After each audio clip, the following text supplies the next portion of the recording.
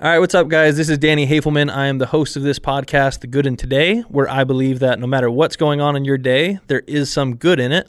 Today, I'm sitting down with Nicole Myden. She is someone I would call a good friend after getting to know her the last few months, and she is a awesome PR person. But the reason I'm having her on is she's someone who, if I can just say it, like, she just has life experience where she's been through a lot of different things that I think that her experience and the wisdom she's gained from that can be really helpful to a lot of people. So without further ado, let's bring on Nicole. That is so nice, friend. Well, Nicole, kind of getting into your bio, essentially, like the right now, what people see is the person who you have your own podcast teaching people about PR.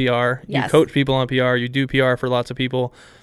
I think that's what most people know you for at this point. That's right. One of the reasons that I've clicked with you is I've got to know a little bit more of your backstory and some of the struggles that you've been through.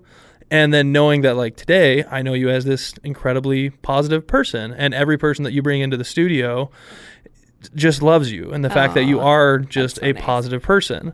For those that don't know who you are, can you fill in, a little bit of the bio and the background of your last decade or so? So it's funny you said that, because I feel like there is this Nicole Myden PR person persona. And as I'm itching upon turning 40 in like less than 2 months, I'm really trying to just make sure that people know that there's actually human soul here, and there's feelings and vulnerability, and entrepreneurship is hard and all the things, and none of this is glitz and glamour, and it's a lot. So I would say, in a nutshell, for those of you listening that just want to know the basic overarching story, essentially, I grew up in Los Angeles, and after going to the University of Arizona and dipping my toe here into Arizona, I went back to LA. I started immediately working in the PR industry. So I've been doing PR in some form for almost 2 decades. I graduated college in 2000, so we're 19 years into a PR career that has touched everything from tech to entertainment to food, fashion, beauty, like health, wellness, and just all the things. And I think that I am just a natural born communicator. And I think that to be a good PR person, you need to not only communicate well, but be able to tell a story. So kind of like what I'm doing right now, I preach to all my clients, how do you bring people full circle? So I love doing my job. I feel that I'm very good at it. I've always had a passion for it. But, like I was just saying, behind the scenes, there's all kinds of other story going on, right? So I met my, who I thought was the love of my life in my, I'd say from graduating college till about I want to say about 34. We're talking about a good solid decade, a little over a decade of hustling, grinding, building my way up that PR ladder from position to position, job to job in LA in the PR world. So much of the kind of initial part of my life after college was so career focused. Obviously dating, and I'd been in relationships, but I met around 34 who I thought was going to be my person. So now I'm almost turning 40. So you can see that I think that really for me, the majority of the growth, especially spiritual growth, because I believe it is a spiritual journey I've gone on, has really happened the last 6 years for me. I was in a 2.5-year relationship that became a very short-lived marriage. We were only married for 6 months out of the 2.5 years we were together. And I am for sure the woman in my group of friends that, when I graduated college, everyone thought I'd be married, with 4 kids by the time I was 25. So the fact then that I was still single going into my 30s, not married, and then found myself then going through a divorce, at the time, it was the most catastrophic thing that could have happened. I had always made such good decisions and reasonable, responsible decisions. And then now all of a sudden this massive, huge life decision, which is your life partner, turned out to be an actual explosion for me. And I don't think most people around me could even believe what was going on. And I went through all the emotions. I chose to step away from the relationship because I knew in my gut that we were not truly meant to be together. The new version of me now, the evolved version, wouldn't have even gone on a second date with the person I was married to. That's how much I've grown and how open my eyes are to really understanding what it means to follow your gut. And it's no disrespect to him. He's better off without me as well. We were just not meant to do life fully together. I didn't get that at the time, but I'm glad that I set him free as well. So I found myself basically at 35 years old. Now I've built a name for myself in LA as this PR woman. So all these eyes are on me, family, friends, my industry. I'm now stepping away from a divorce and literally at 35 years old have $0 in the bank account. I had put a lot of our savings into floating us for a while, and there was a lot of just stuff that was going into where the money was going. And so $0 in the bank account. I'm now without, my partner, my husband. I gave him all of our furniture. I am standing literally in a vacant apartment in LA going, how the hell literally did I get here? And to your point, and I know it's kind of the theme of the show, like I've always just been a naturally positive person. And I think it was the first time in my life that I was just experiencing such extreme pain and such extreme just depression. And how did this happen? And what did I do? And, just all the things that you go through. I had never had something like that really happen. And it just rocked me to the core. And I also knew that people were going to judge, people were going to gossip, and that was not a good feeling, because at the time I probably was still very much living in a place of like, oh my gosh, what are all these people thinking about me? Now I don't give a crap. I'm like, y'all say what you want. I'm good. Because I know what's in my heart. I know what's in my mind. I know what my soul's here to do.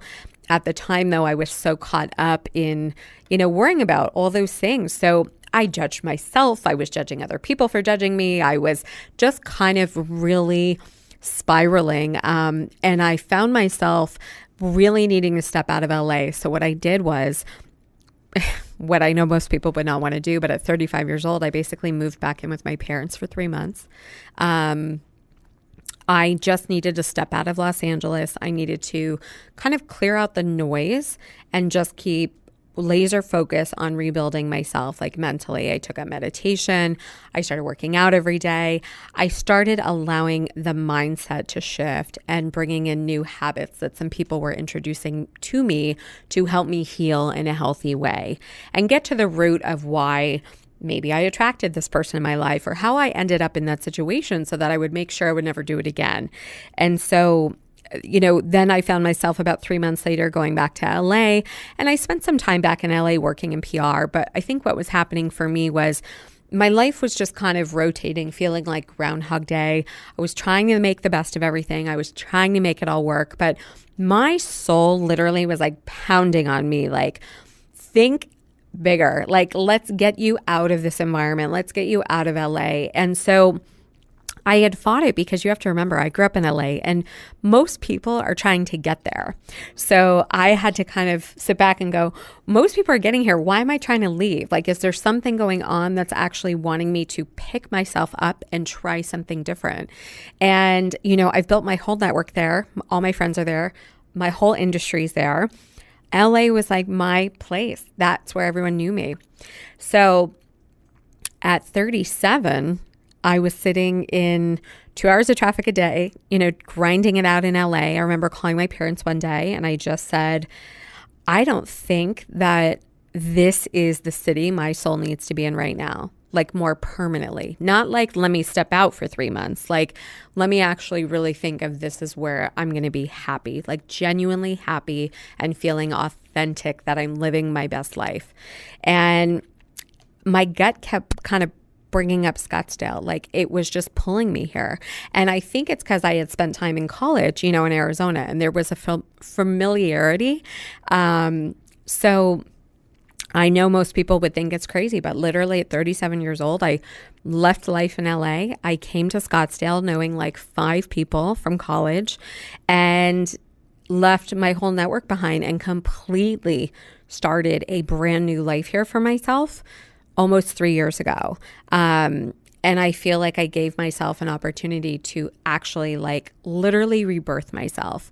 My soul has gone like to levels that I didn't even know I could go. And I pushed myself to really just go on a really beautiful spiritual path, allow healers into my life, allow such growth and expansion that I believe in my heart would not have happened had I stayed in LA. So I know my soul is on the right track because I was obviously craving all this. And I started my business again when I got here, which, as you mentioned, I do PR consulting. I found a huge purpose and passion now in teaching entrepreneurs basic fundamentals of PR, and the whole, the whole thing has come together here.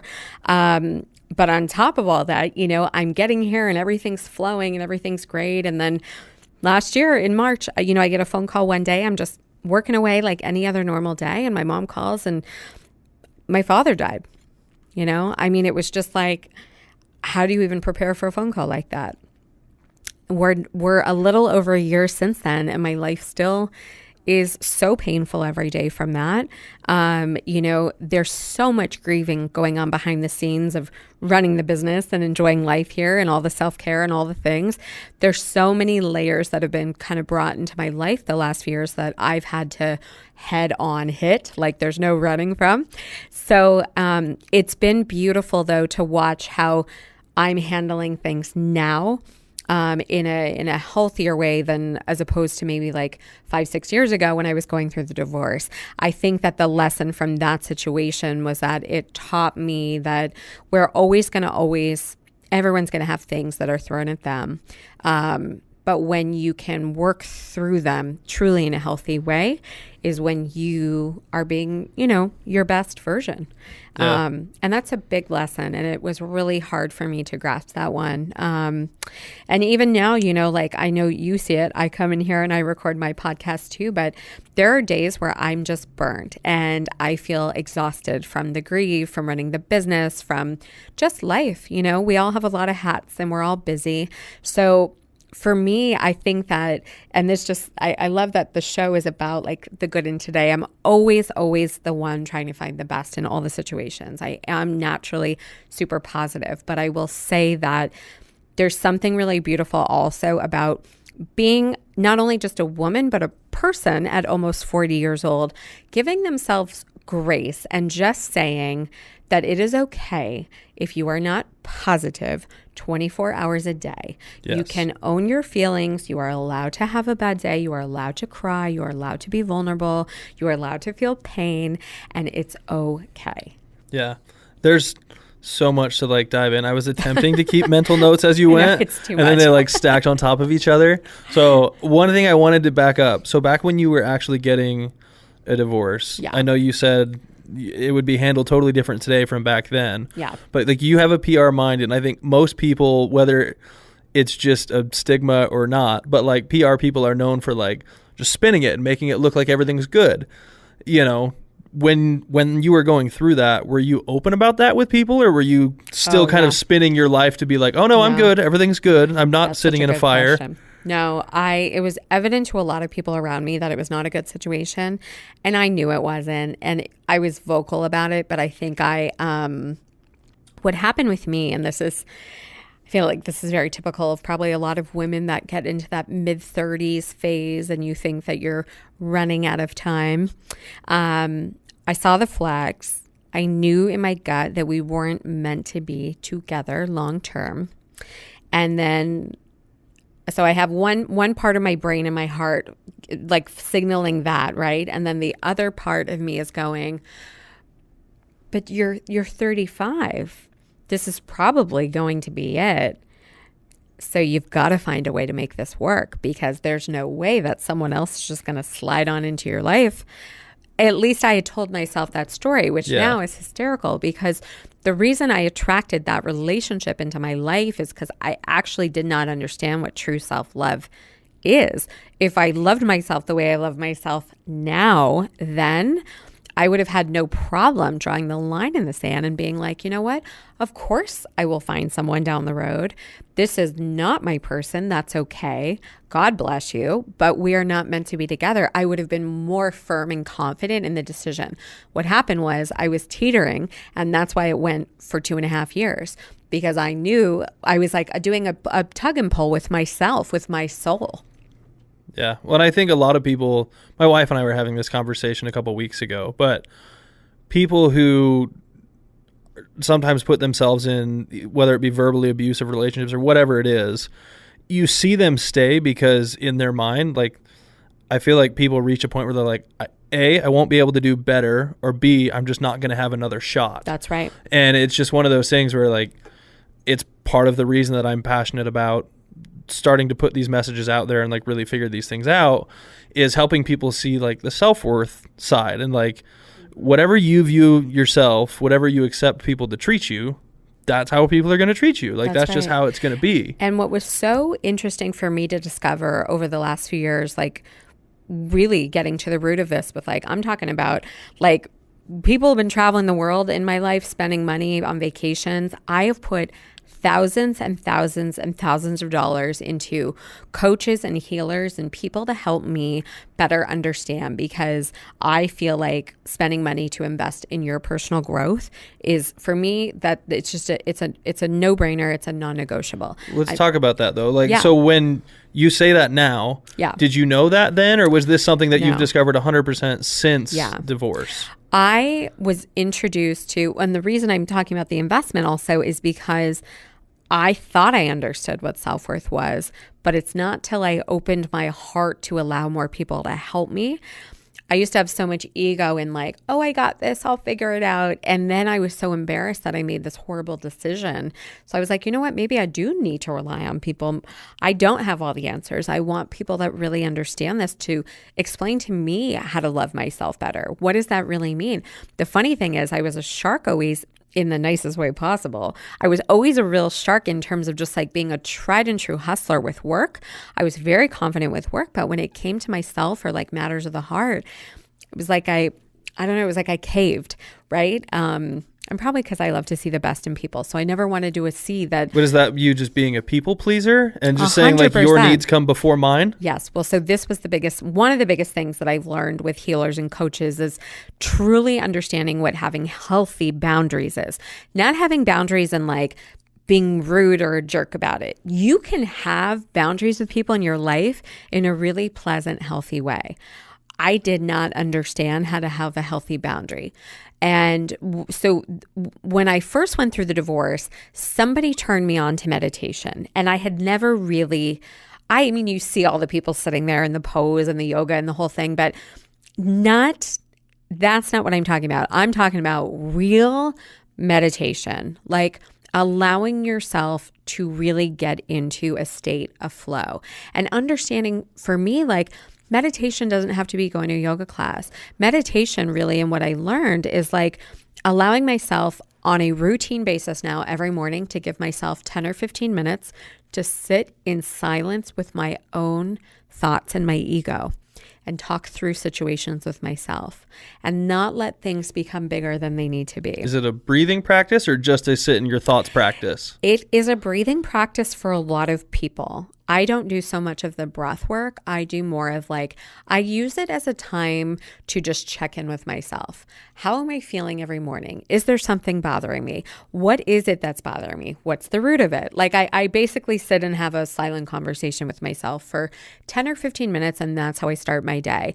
Somebody had to kind of train me though in the importance of doing that every day. And then I think from the meditation and then getting so excited to see like healthier things manifest, my energy, like again, I'm naturally kind of high vibe, but I found myself like, I mean, I was just manifesting like crazy. And I thought there's something to this. I'm not manifesting like I need to check things off a list. Like opportunities were happening, even just the move here, like my life was shifting from these new habits that had been brought into my life. And I'm not saying meditation's for everybody. I know for me personally, it's been a game changer in getting me to evolve to this place I'm in today. I've spent a lot of money doing, all kinds of meditation classes, but also to your point earlier, like the healers and the coaches. I mean, everything from, doing energy work sessions with people and Reiki sessions and chakra work. I mean, if somebody would have told me 10 years ago that like between what's going on here and in my gut is where I'm holding like the root of all my traumas, I would have been like, what are you talking about? That's what I was going to ask. Were you always open to that kind of I wasn't. Coaching and suggestions and stuff like that? I thought it's like what I say now. I always joke with people. I get very woo-woo, and I always warn people. I'm like, I'm going to go woo-woo on you. It used to be very woo-woo to me, and I know it's so cliche, but it's like I didn't even want to know. I kept thinking like, what is is this really going to work, right? Like, what is this? But I mean, I feel like I'm living proof if I look back at my last 6 years and I'm in a really healthy place with it. Like I don't do anything to an extreme. I'm very subtle about it. But I know since opening my heart to receiving a lot of this information from tried and true credentialed professionals that are doing this for a living and truly healing people through traumas. I spent a couple years in my 20s going to therapy, and I remember feeling bad about that in my 20s. Like it was so looked down upon. I mean, I think it's still taboo. So taboo. Like, what do you mean you're going to a therapist? Like, I had so many people like poo-poo me. And it's my generation. I don't know where that came from, but it was very looked down upon. I think therapists are great. I'm not here to knock anyone in that world. But I will tell you, as somebody who's been in therapy and as somebody who has really done this kind of new level of work on a spiritual level, you could sit in therapy for years, and in my opinion, you could go in circles talking about the same thing over and over again and never, in my opinion, getting to the root of the trauma of what you need to heal. What a healer does, like what a spiritual healer does, or what somebody like I've worked with has done, has made me realize that there were actually maybe potential moments in my life that had not been healed or something triggered that allowed me to end up in that relationship that I was in that I had to walk away from. And for me to make that full circle connection and understand that I attracted this person because there was some unhealed, like true wounds that I was carrying from my childhood, right? I mean, we're going deep, but it's like these were major breakthroughs for me. And then I had to be open to actually allow someone to help me work through those things. So, well, that was what I was going to ask. When it comes to healers and people like doing energy stuff, but like what was the work that you then had to turn around and do your part to actually make it work? How did that look? Yeah, I mean, it's there's so much. I mean, I think on a soul level, first you have to step back and almost like forgive yourself and maybe the person involved in the scenario, and just kind of honor that maybe there were things that triggered you in your life that caused you to behave certain ways that without even realizing it followed you for 20 years, right? It's like that's actually a hard thing to grasp. I remember I got very defensive the first time, which is so not my character, but somebody said like, you realize why this is happening, right? And I was like, no, why? Like I kept saying, is this my fault? Are you telling me it's my fault? When you can actually look yourself in the mirror and just be okay knowing that none of us are perfect. Yeah, actually, it was my fault. That was like a major slap on the wrist for me to just give myself and be like, you know what, Nicole, it's okay if you attracted some nasty people in your life. It's okay if things weren't always perfect, and what is that anyways? It's like, look, I just did a whole show on this. I mean, I'm about to turn 40, and I think that I'm in a really interesting time in my life because so many people around me thought that I would hit 40 and I'd be married again and I'd have the family and I'd have all the things. And I have a lot of real wonderful abundance and blessing in my life. I don't have two big things that apparently you're supposed to have by 40, the husband and the children. But I have a lot of really wonderful things in my life. And I've had to also accept, because I am spiritual, that I know that my soul is working on a different clock than maybe half the world that is married and has children by 40. What I think there's two things with that. One, there's no such thing as where you, quote, should be or what you were supposed to have done. Like, none of that matters. Everyone's journey is different. Like, it's always going to look different. Yes. Your journey is going to, even with all the work you've done, 5 years from now, you're going to look at Nicole today and be like, she didn't know anything. Totally. You will have Yes. progressed so far if you're actually putting effort into that. Yes. Second, as you're learning to really take ownership for all the things that have happened in your life, that's something that I think I was gifted to kind of be told that in my early 20s, but it still wasn't until, I don't know, fairly recently that I really took it to heart. And there's the extreme ownership side where you have guys like Jocko Willink and people like that are saying everything's your effing fault, figure it out, there it is. But one of the biggest takeaways I have, and I might have said it on here before, but I went to a Tony Robbins event, and one of the big things he talked about was if you are working through something where you had someone mistreat you or they were a trauma in your life or whatever that was, that person also gave you good things too. And if you're going to give them credit for it being their fault that they did these bad things, you have to give them credit for the fault of the good things they did. And I turned that around and looked at myself and I was like, yes, I did these bad, crappy things that allowed my life to just spiral to this rock bottom point. But also everything good in my life, I've also brought that. And I have to give myself that credit. And I think it's the same with you where you're saying, well, I manifested this bad relationship and I manifested this thing.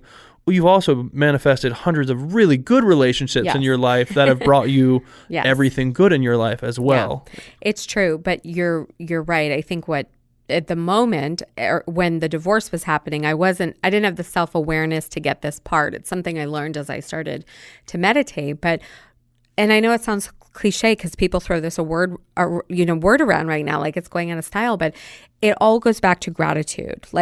If my ex-husband was standing in front of me right now, I would give him the biggest hug and tell him how grateful I am for every ounce of that full experience from start to finish.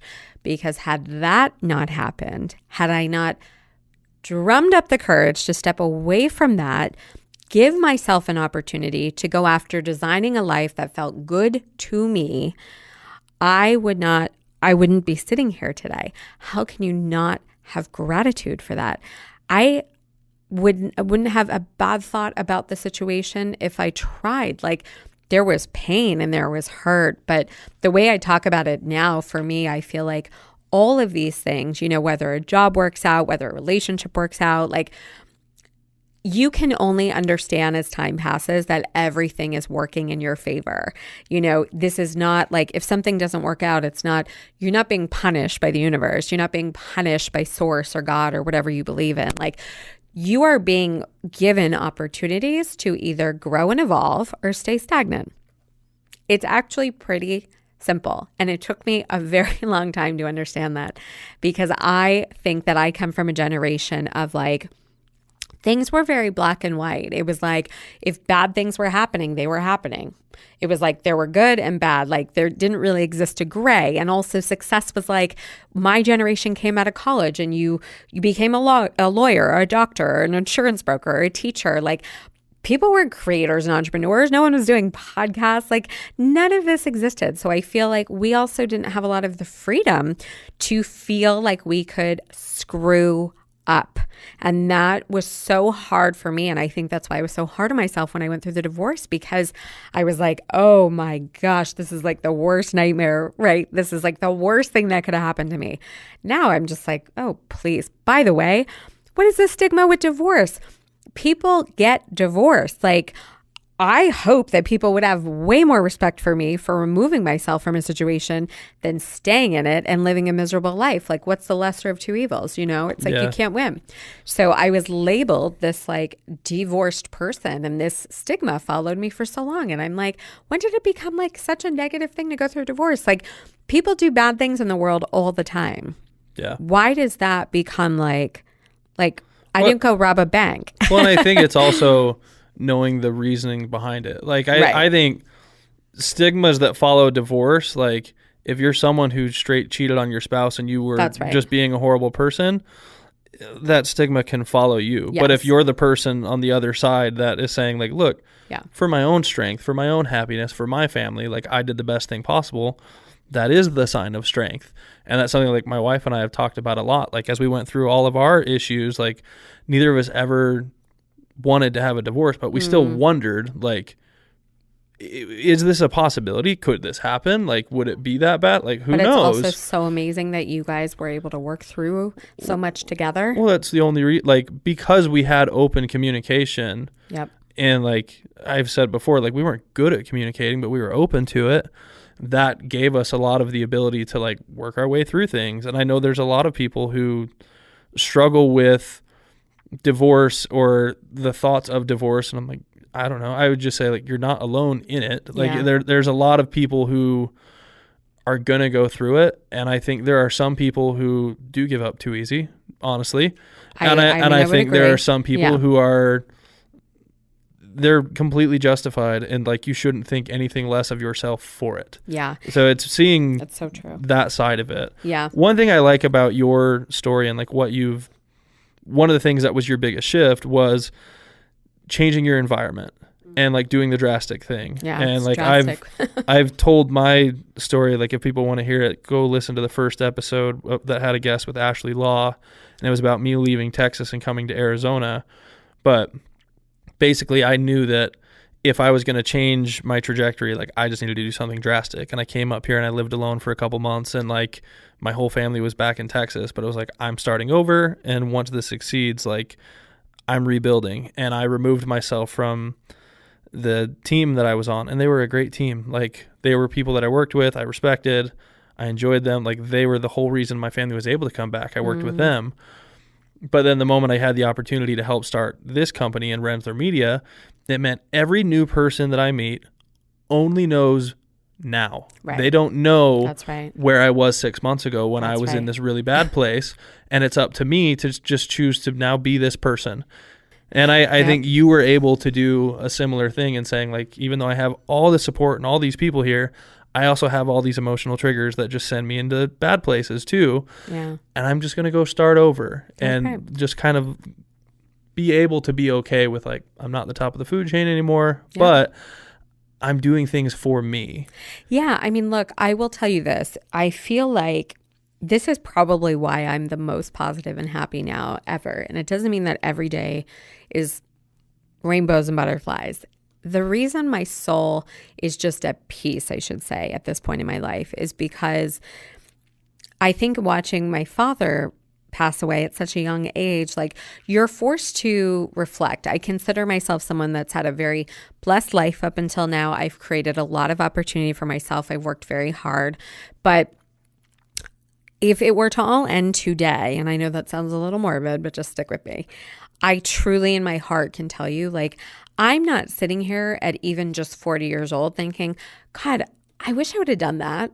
I wish I would have done that. Like, I have lived a really abundant life. Like, I have hit fear head on, like started my business for the second time as an entrepreneur at 37, launched a podcast this year, like have traveled so much. Like I have an amazing, friends and family around me. I feel like I just feel so grateful. And it's not that I have the 5-bedroom house and like $20 million in the bank account. It's not even about that. I just feel like I found a really beautiful sense of peace, but it comes from this work that I've done. And for me, understanding that there's so much in life we have no control over. In my 20s and even early 30s, I was trying to control the outcome to so many things in my life. I think we all do that without even realizing it subconsciously.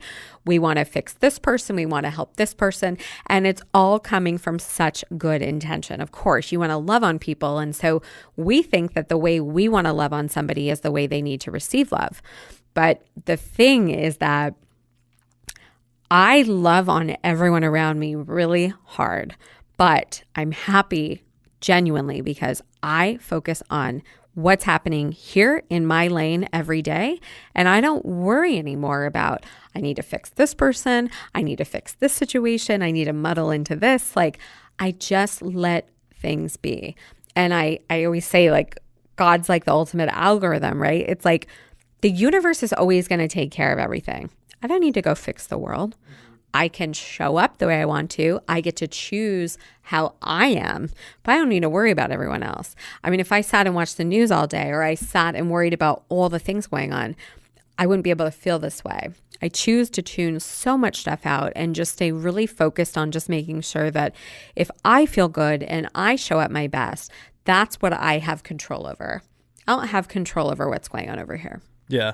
And I think that's a really awesome way to live. And I realized for so long in my life, I was living the opposite. Yeah. Well, you bring up like kind of where you are in spiritual growth and all these things so much. I'm like, I feel like I kind of know this, but like I don't really know. You grew up in more of a traditional religion. I don't know if you're still part of the traditional religion, or what does spirituality look like to you now? Yeah, it's interesting. So I was raised, I'm Jewish, and I grew up in a, we'll say like conservative Jewish household. I still abide by all the holidays, and I'm very connected to Judaism. But I would say that I would just label myself, if I were to label myself, as just a spiritual being. I trust so wholeheartedly that we are being divinely guided. That's just my feeling. Mm-hmm. There is a greater force that is helping to move things along. I believe that we can co-create with the universe, and I believe that we can set our intentions every day in our intention journals, and we can manifest, and we can put all the energy and the feelings and the vibes out there of all the things we want. But in my heart, I feel that you can only do so much, and then there's another driving force that's guiding it. That's my feeling. So I don't even know what we would label that. I think it's just like my gut intuition of just trusting that I know that like someone else bigger has our backs. I think that's kind of where I am presently too. And I've talked with you a little bit about this, so you know where I'm basically at, and I'm in a process of navigating what I believe. Mm-hmm. And the one thing that I do know is like I've reached a point where I don't know that I can define what God looks like to me right now. Right. But do I believe that there is something bigger than myself? Yes. And I think that's about as far as I can go. Yeah. And I'm sitting in this place of being okay with saying, I don't know. Well, that's just it. But I guarantee you 5 years from now, we'll have a very different conversation, and you'll be able to connect the dots very meticulously. I think you're in a really interesting phase of your journey where like it hasn't been defined to you yet, but I feel like you're probably a couple years out from it being defined. Well, and I think that's the thing is in my head, it always was defined. And now I'm kind of deconstructing everything and then rebuilding it as like, all right, here's what I actually believe.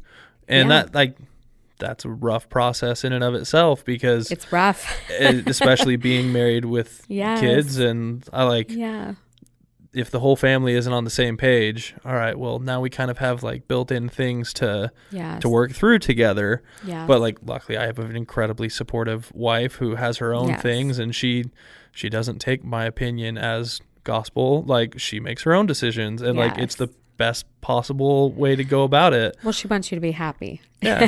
And she wants herself to be happy. That's and she's doing what is right for her as well. And I think that's kind of the big thing is, again, our communication is the thing that makes this possible. It's everything. Kind of thing. Yeah. But in terms of you having like a daily spiritual practice, do you consider like your meditations and stuff like that as part of that? Oh yeah. I mean, basically I have like a non-negotiable way to start my day. And I'd say even if I wasn't an entrepreneur working for myself and back in corporate world, I would still do this. And it's not, I mean, I'll do it when I'm married with kids. Like, it's not, my whole day isn't rerouted, but essentially like I do start my day with the phone off. You know, I like don't pop out of bed and get on Instagram. At least I try not to. Mm-hmm. But, you know, I get up at 6 every day. I carve out time to do like a morning meditation. I have my coffee. That's like a non-negotiable. I can't function without it. And I just take like 15, 20 minutes to set my intentions for like the day. It's not like a full journal, like I'm writing my life story. It's more just okay, here's what I want to bring into today. Here's something I really want to focus on doing, like someone I want to help, whatever the intention is. It could be about something for me, something for someone else. And I'm visual. So for me, I think just the practice of seeing it in writing, it makes it materialize in the day. And then I can go to bed feeling like it wasn't so much just about like the work I do and helping clients and like the meticulous like day-to-day monotony of a job, which I happen to love, but more like how am I helping to serve, right? Like how am I showing up intentionally in the world outside of the work stuff? Like what else am I being intentional about? Am I being intentional about like wanting to have more fun in my day? Have I created an hour of like playtime for myself?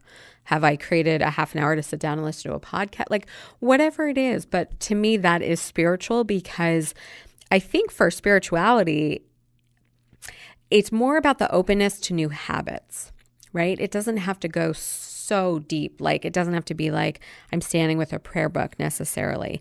It's more that I have found a way to connect further with me. And I think you said this earlier, but I also really genuinely am okay not knowing where everything's going. Like I can't tell you how many people I meet and they're like, oh my God, you've had the business back up for 2 years. Like, where is it going to be in 5 years? And, you know, are you focused on dating? Do you want to get married? Are you having kids? Like, are you going to have them on your own if you don't get married? Like the questions get thrown at me. I'm like, some days I'm just like, wow, I mean, God bless. Anybody can ask me anything, but I cannot believe truly some of the things that people ask me. And I laugh because I just say to them very calmly, I actually don't have an answer for you. And for so long, I was afraid to say that to people. I would come up with this whole thing like, what do they want to hear? Of course they want it. Of course I want to get married and have a family. Of course, anyone that knows me knows that. Of course there's all these things I want to do. But I don't know when they're going to happen. And so the best thing for me to say now, as someone who is more spiritually evolved, who is evolving every day and will never think she has the answer to everything, I think the answer is just that I'm enjoying the now and I'm excited to see where it goes. Yeah. And I think going with what you're saying there in terms of the timing of things, like I think that's one of the most important things to like take away is just that like you can set goals for 5 and 10 years from now and you can have these things that you want. Yes. Doesn't necessarily mean you have the plan of how they're going to happen. That's right. You can put them out there and you can do daily things that you know are inching you closer. Yep. But like things are going to happen that are not in your control and you're going to have to roll with it. And you may change what your goal is. You may say, all right, like the goal stays, but now we realize it probably is going to have to be back here. And that's okay. Because then when you start to be okay with the fact that that 5-year goal or that 10-year goal or that next year goal was really just an arbitrary number, didn't actually matter. Yeah. You just want the accomplishment in the end. Yeah. When it happens, so freaking be it. Yeah. You have to have the vision. You've got to have the reason why you're doing something in life, right? Whether it's personally, professionally. But the reality is, and this is probably the best advice I could give anybody, is just if you move through life without attachment to an outcome, you genuinely could find the good in every day. Yes. I appreciate that. I love it. But it's true. It is. And You I know? think that's kind of one of my things is really making sure that I'm communicating my needs to my wife. I'm trying to figure out what hers are. We're putting out there what we think is important to us, but we are just at a place where I'm like, we're just open to like whatever's going to happen. Because if you look at where I was 2.5 years ago, I literally had hit a point where it was like, am I going to be able to hold a steady job again? Which was like, I look back now and I'm like, I can't even freaking believe that ever crossed my brain. Like it doesn't even make sense, and no one would guess that. Here's the best part about what you're saying. Look how much has happened in 2.5 years. So Yes. Can you even imagine what 2.5 years from now looks like? Well, and that's what I was talking with. Lindsay Schwartz is another person who records her podcast here. She's the Powerhouse Women We love Lindsay. movement. She's awesome. But I was laughing because one of her episode that'll come out down the road, I'm spoiling it, but go check it out. It's the Powerhouse Women podcast. But she was talking about helping people's brains to think bigger. Yes. And basically she had a game, and it was just like the unicorn something game, but it was like in the unicorn realm, anything can happen. That's right. And that's it. And that was kind of like the premise. She learned this at like a Lululemon conference. But the question that she told everyone to ask yourself is, even if you don't feel like you can come up with big goals right now, and you're not open to like even being able to achieve these things, like you just don't think you can. Yes. The question she told you to ask yourself was like, wouldn't it be cool if, and then just like see what your brain comes up with. And she was like, sit for 10 minutes and talk about, or like write out, wouldn't it be cool if, and then just write something in and just see what happens. And I had to laugh because literally this morning I realized for me that I'm already using that saying, and it's allowing me to think of these big things. But it's like the worst, it's the bad part for me though. Yeah. Because I realized for me, like literally driving to work, I was telling my wife, anytime I have a big goal, but I'm not committed to doing it, I've said, wouldn't it be cool if blank? And for me, that's, if I meant it, I'd be like, I'm committed to getting to this. Yeah. But anyway, it's still a super helpful thing to say, like, it's a good exercise. Here's how to open your brain and like allow yourself to think bigger and be open to things. Well, yes, because I think that, and I'm glad she talked about that and has that exercise for people to try, because I think most people go through life not even allowing themselves to think, I'm worthy of those bigger things. I'm worthy of that higher salary, or I'm worthy of living in that other city, or I'm worthy of running for president one day, or sitting on a beach in Bali one day with my laptop, running my online courses from the beach. Like, these are actual practical things that can happen. Yeah. They can.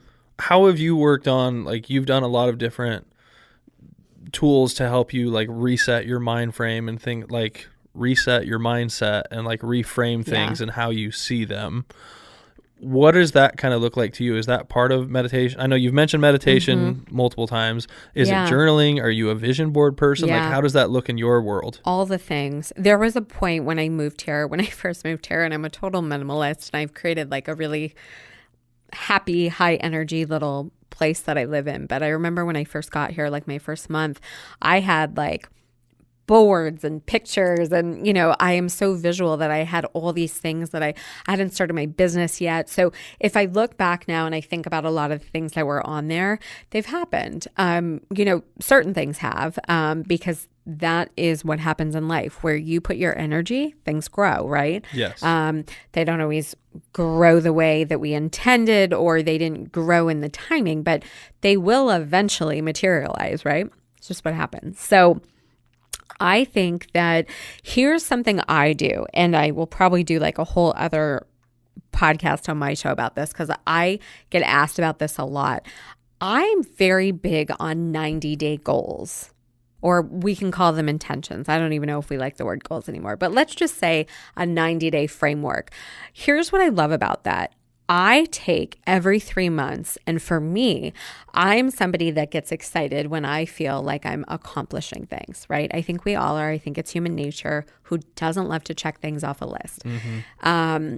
I think if you can make 90-day goals every 3 months and really look at some 3 to 5 big things that are super tangible to knock out in a 90-day period, that's 3 months. That's a lot of time to change a habit, to bring a new habit in, to repattern, reframe. Like, you could literally turn your entire life upside down in 90 days, whether you're bringing in like, a new workout routine, a new work opportunity, whatever.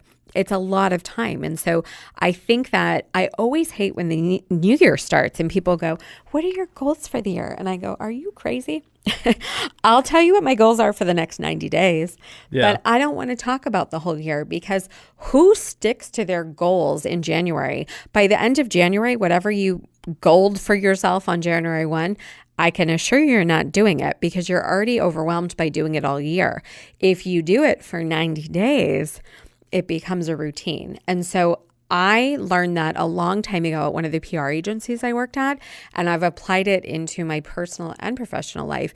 I think if you can put up on a wall, like, every 90 days, here are my tangibles, and then look back and obviously see, like, for sure you would have accomplished certain things. For sure you would have tackled it. But doesn't it feel better to go through 90 days and feel like you've won getting 2 or 3 really big things done than letting an entire year go by and feel like you haven't given yourself the opportunity to focus properly on doing anything? Right? Yeah. So, well, I've lived that. Like, yeah. I've mentioned it before, but you can go, if you Google Danny Hoefelmann, the first freaking video you're going to see is me going through P90X 7 years ago when I went from 250 to 199 in a 90-day span. There you go. Like I legit, it was the first time in my life I'd really been introduced to personal development and like personal growth and like going over these things. Yes. And I have to try that. My brain was completely different beginning to end. I was the most confident I'd ever been. Yeah. And I had done so much work in such a short amount of time that like it took me about a year to undo all that as I let bad habits back in, because the one thing about the 90-day goal, especially when it comes to fitness, is my only problem with it, and I think it relates way more to fitness than to anything else, but you have to be consistent. I said, I'm going to have a perfect 90. Oh. And then the moment I was done, right, boom, I'm out. I did it. I was accomplished. I was happy, but I like fell off. But I love the 90-day thing when it comes to achievements and things like that. Have you ever read the book, The 12-Week Year? For sure. Okay. So it's like amazing. That's very much what you're saying. And I don't remember who wrote it, but the book, The 12-Week Year. It's actually on my desk. And speaking of that, I was just going to say, because you asked, like, something else that I became very open to the last 6 years that I did not do enough of in my working like hustle time was just, I read a lot of books. And the reason I read a lot of books is because separate from the, the healer, the somebody telling you to like, meditate in the morning or whatever it is that works for you.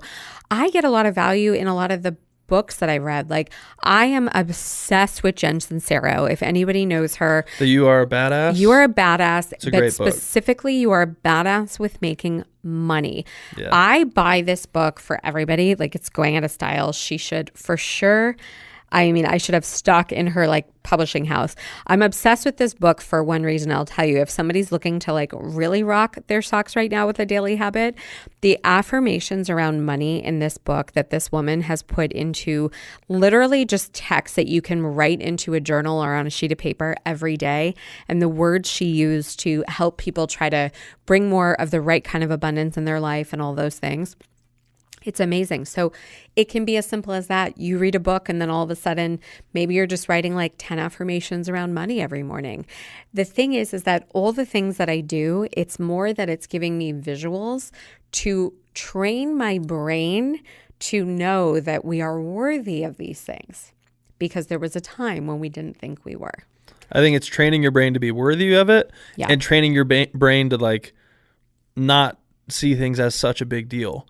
I think there's something around like seeing it so much that it can become normalized in your brain, and then it's not such a big deal, and now you feel like you can accomplish it. Yeah. And I like that book as well. I was like, I do have it downloaded on my Audible right now. It's so good. You make me want to actually go look up like worksheets that go with it or things like that, because I zip through things audio, but I know she has a ton of actual exercises to do. And I don't even think the book was $20. And I will tell you, from me reading that and applying a lot of the basic affirmations into my day and writing it down and really getting myself to truly believe that I am worthy of asking for the fees that I charge and all these things, you see it start to happen, right? For sure. It's like anything in life, right? Like you were saying with the workout. So I'd say, look, the biggest thing with changing your mindset is consistency.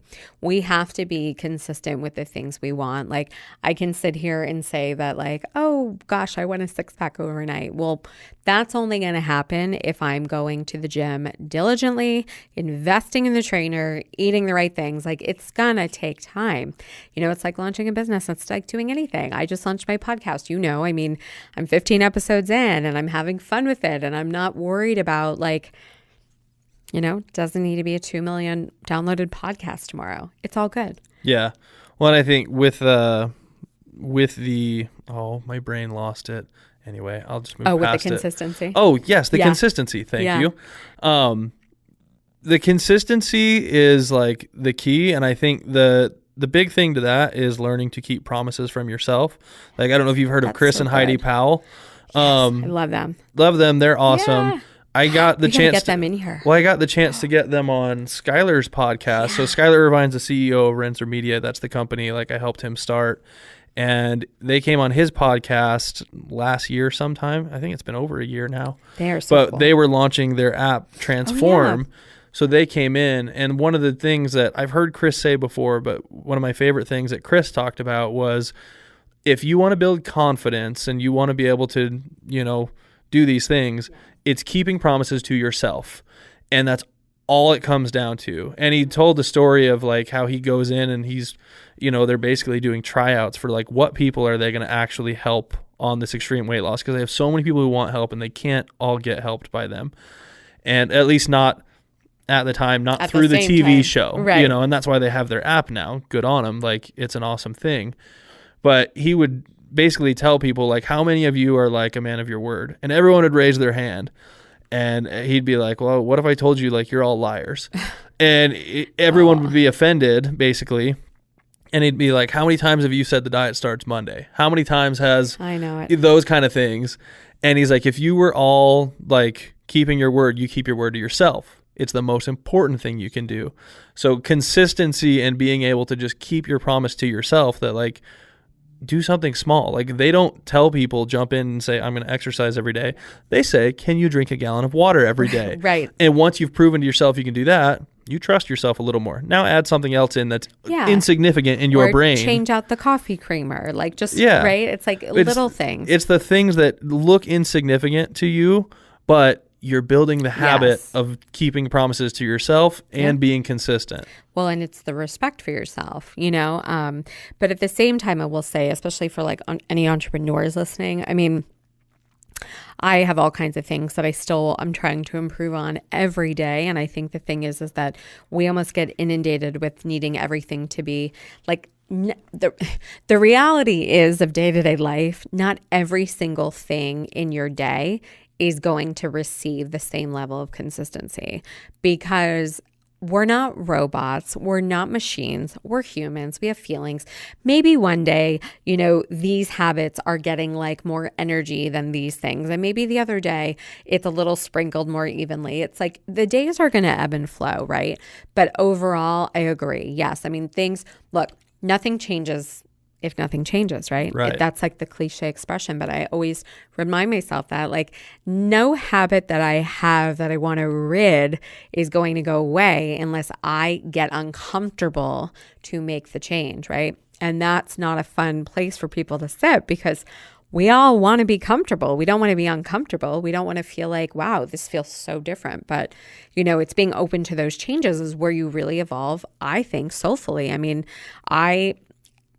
so many things I'm doing now I would never have thought years ago I'd be doing. Like, I've had to really just be okay with trying new things. When it's breaking down the taboos in your own head of things that are woo-woo or not, not acceptable, or things like that, like the talking to a therapist. And like, as of right now, like, I don't currently see a therapist, but I talk to random people every day.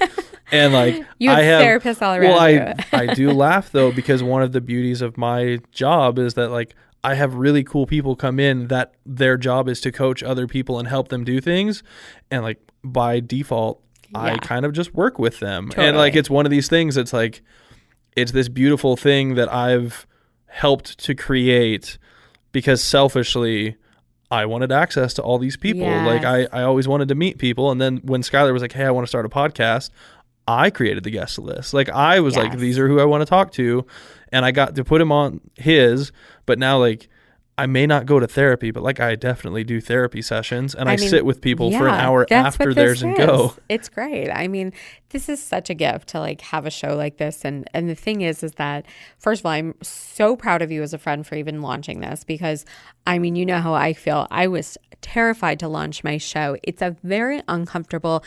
Now this is comfortable and fun, but I remember the first day I was terrified. I had all the thoughts and all the triggers and all the, oh my gosh, so many things. But even just doing something like this, like we are stepping out of our comfort zones, but at the same time, everything that you've also learned up until this point, you're getting to share, even helping one person listening. That's a game changer. I mean, we didn't have things like this when I was struggling in my 20s to figure things out, or even early 30s. I mean, social media just kind of came around when I graduated college, but we didn't have, we had Facebook, right? And then Twitter came in, but so, when I say social media, like Instagram wasn't around, we weren't literally stuck on our phones all day. It was a different time. And so I think things were way more judged then, because I think people are way more vulnerable now and they're more free to share how they feel. I don't think my generation really grew up feeling safe to share a lot of their feelings. And that makes me sad. I think I agree with part of what you're saying, but I think it's easier for some people because in their circles, it's the cool thing to do, to be vulnerable. That's true. But I don't think Instagram necessarily, like social media as a whole, makes it easier. I think it makes you easier to stay a target longer too. That's true. Because it used to be, I just leave and I turn off and everything's there. But now, like, I can put up fun highlight clips telling these positive stories, and still people in the comments are like, well, this is dumb. And I was like, well, don't effing follow me. That's right. And it's one of those things where there's good and bad with both of it. And like you've mentioned your generation, I'm like, yeah, but I think similar things with my generation where I just think that's everyone. I think that's life, and I think that's just kind of my outlook on it is, I don't know if it's different, but I mean, it's just, I see the resources that we now have, and they're a tool, they're a gift, and they're a curse. Yes. But like, if I can use them in a way that impacts somebody, great. Like this will be, I think, the 7th episode that goes out. And for me, I've had enough people reach out to me just thanking me for the couple that we've done that I'm like, oh, it's already freaking worth it. That's like the effort that goes into this. And like, I was telling you before we started, like, you complimented the logo, and I was like, I made that in 5 minutes in Photoshop, and it's like the most cheesy thing. And I've already had multiple graphic designer people say like, hey, do you want help with that? And I'm like, I'll just leave it for now, because I don't know what this is going to be in 20 episodes. Like, I don't know. I don't fully know the purpose. I kind of know what I want from it, but I don't know what this is yet. Yeah. And until I've put out enough that people are telling me what they liked, what they don't like. Right. Even when they tell me what they like and don't like, I'm still going to do what I want to do. Right. But taking that feedback and being able to say like, okay, people are asking to hear about these things. Yes. I can mold it.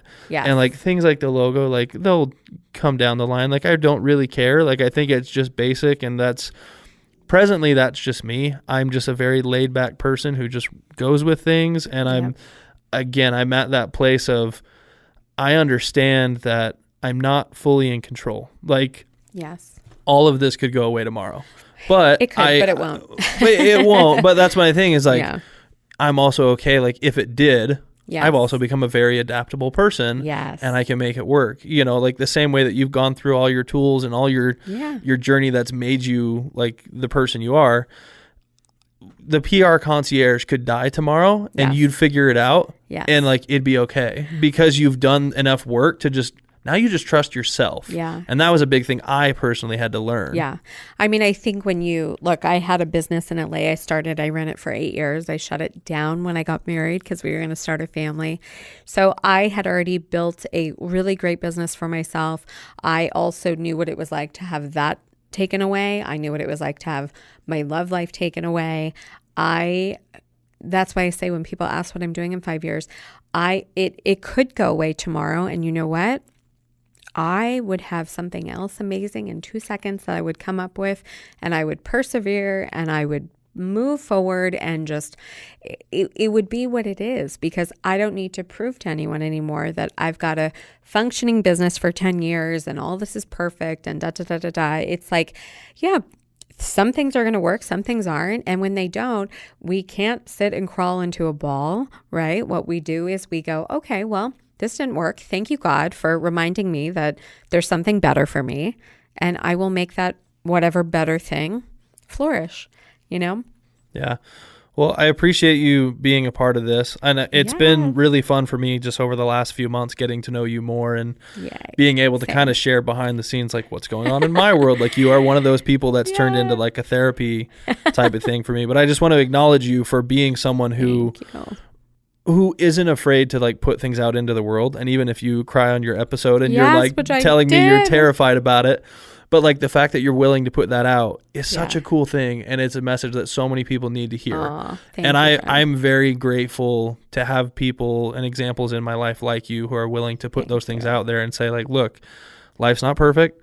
A lot of people are going through this kind of thing. Yes. Me having shared it makes it easier for you. Great. You know, and That's right. That's You know? of all the things you're doing. Like I laugh because you and I have talked about like your podcast is very PR focused, but you Yeah. were like, can I do more like personal stuff? I was like, please. Yeah. Like it's one of those things where like Totally. the more people like you as a person, I think the more people will just be gravitated towards you for all the things you're doing. Yeah. And I've enjoyed getting to watch you kind of grow in that role. And I'm very appreciative of our friendship that we Oh, have and knowing same. that I have someone else that I can kind of lean on and say, okay, this happened Yeah. with your experience. Like, What's where your have take you on gone? it? Yeah. Like, Yes. what would you do? And Well, I'm just very you're so appreciative sweet. of that. Thank you. You're the best. Like the big brother, like the second big brother in my life. I love it. Well, I'm so grateful. I'm proud of you. And I'm excited to hear this when it goes. For sure. And then if people want to actually follow along with you, like where Yes. can they find you? Okay, so you can find me on Instagram at Nicole Myden. You'll see all the highs and lows there. I don't sugarcoat it. And also at the PR Concierge on Instagram, but also two other places. The Purpose Podcast. It's just hashtag PRPOSE podcast. And then the PRconcierge.com. Awesome. And the final question from me is, what is something that you do every day that makes you happy? My gosh. Okay. So I am really close with my family. I mean, there's so many things, but I will say one thing that brings me so much joy at like the start of my day is and I've always done this even when my dad was around, but especially because he's not now, I make sure I do it first thing in the morning, but I call my mom and we have a conversation just about like what she's going to do for the day and what I'm going to do. And it just makes me feel connected because again, we just don't know where the day is going to go and how much time we all have. So for me, that makes me so happy. And every time I get off the phone, I feel like so excited to start the day. Awesome. Well, I appreciate that. And I appreciate you. I appreciate you. Amazing. Thank you for having me. I'm so grateful. For sure.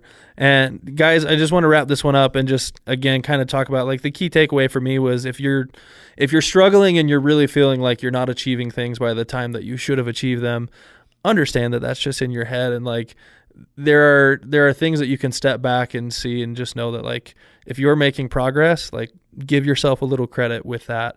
And if you guys don't know, there is a Facebook group called The Good in Today. Right now, that's just something where people are sharing any like happy, positive things that they're seeing on Facebook and basically anywhere. It's just sharing things that they're grateful for. And it's just being a group that just has positivity in it. And if it's something that you guys want to be able to do, there'll be a link in the comments, but also just make sure you can search on Facebook, The Good in Today. You can find me on Instagram and Facebook at The Good Hoff, Hoff. And I appreciate you guys. So let me know if there's anything that you guys want to hear about specifically or anyone that you want to hear from, and I'll see what I can do. So once again, guys, I appreciate you. Have an awesome day.